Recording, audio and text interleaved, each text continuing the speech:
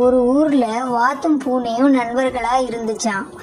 ஒரு டைம் வாத்து தெருவில் நடந்து போயினே இருக்கும்போது அது காலில் அடிபட்டுடுச்சான்.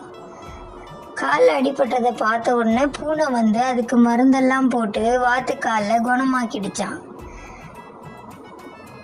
அப்படியே ஃப்ரெண்ட்ஸாக இருந்த இவங்க 2 பேரும் நல்லா ஜாலியாக விளையாடிட்டு இருக்கும்போது பூனை ஏதோ தேட போச்சான்.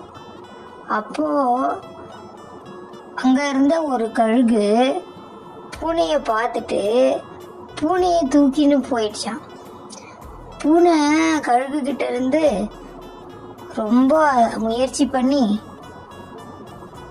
அதுக்கிட்ட சண்டை போட்டு அதுக்கிட்ட இருந்து தப்பிச்சிச்சான். தப்பிக்கும்போது கீழே வந்து ஒரு தண்ணியில் விழுந்துடுச்சு. அப்போ வந்து பூனைக்கு நீச்சல் தெரியாததுனால தண்ணியில் விழுந்து மூச்சு திணறலாகி தத்தளிச்சிட்டு இருக்குது.